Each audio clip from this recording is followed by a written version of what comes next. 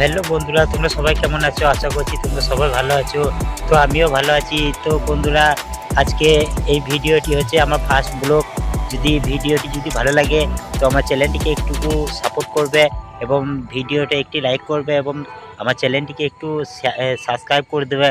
তো বন্ধুরা, দেখা হচ্ছে আবার নেক্সট ব্লগে। ততক্ষণ তোমরা ভালো থাকবে, সুস্থ থাকবে।